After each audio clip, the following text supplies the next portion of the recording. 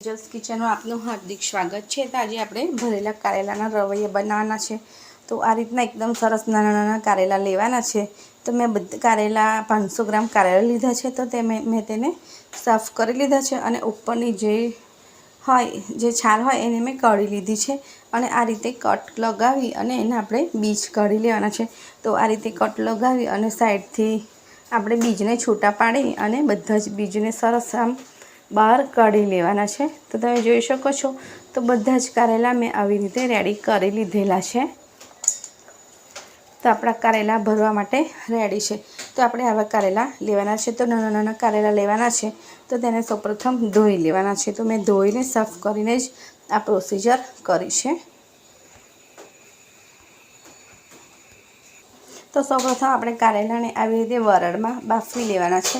તો જેથી કરીને કારેલા ખાવામાં અને જ્યારે પણ ખાઈએ ત્યારે એકદમ સહેલાઈથી તૂટી જાય, એટલે આપણે એને આ રીતે વરાળિયા બાફી લેવાના છે। તો બધા જ કારેલા આપણે આમાં સારી રીતે ગોઠવી લઈશું અને 10 થી 15 મિનિટ સુધી આને વરાળથી જ બફાવા દઈશું। તો હવે ઢાંકણ ઢાંકીને આને બફાવા દઈશું। તો હવે આપણે કારેલાના આ બીજને ફેંકવાના નથી, આપણે આ જ બીજમાંથી મસાલો રેડી કરવાનો છે।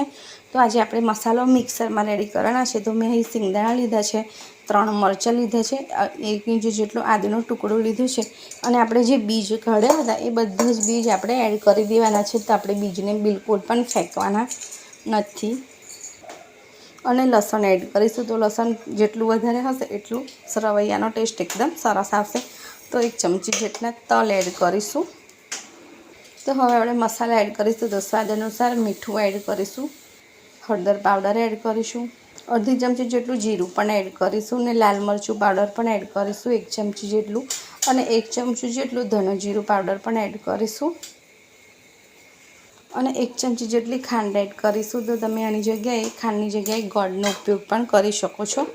તો હવે આપણે બધા જ મસાલો રેડી થઈ ગયો છે। તો આપણે એને દરદરો પીસી લઈશું। તો તમે આ મસાલો પીસવાની જગ્યા પર તમને ખલદસ્તામાં વાટીને પણ એનો ઉપયોગ કરી શકો છો। તો તેનો ટેસ્ટ પણ બહુ સરસ આવે છે। તો તમે એ રીતથી પણ એકવાર જરૂરથી ટ્રાય કરજો। તો હવે આપણે બધા મસાલાને પીસી લઈશું। છો આપણા કારેલા બફાઈ ગયા છે। તો આમ કટ લગાવો તો એકદમ ઇઝીલી કટ લાગી જાય છે, એટલે આપણે કારેલા બફાઈને રેડી થઈ ગયા છે અને કારેલાનો કલર પણ થોડો ચેન્જ થઈ ગયો છે। તો તેના પરથી પણ ખબર પડે કે આપણા કારેલા બફાઈ ગયા છે। તો હવે આપણો મસાલો પણ એકદમ સરસ દળાઈને રેડી થઈ ગયો છે। તો આપણે એને એક વાસણમાં કાઢી લઈશું।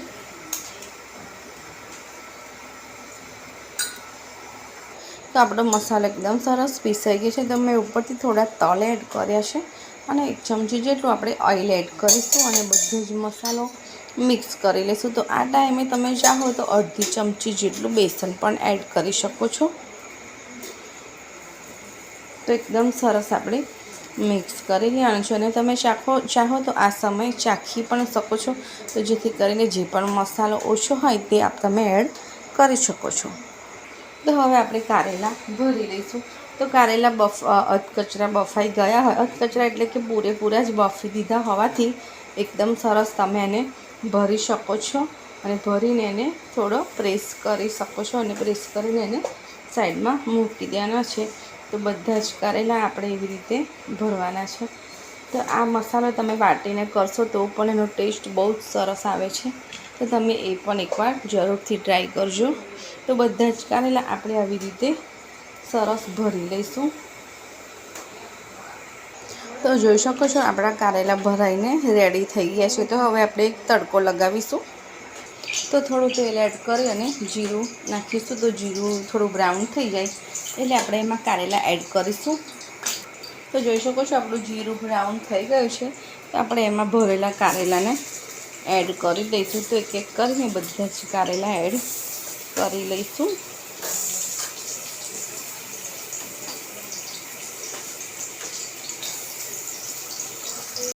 બધા ભરાઈને રેડી થઈ ગયા છે ને હવે આપણે એને કઢાઈમાં એડ કરી દઈશું।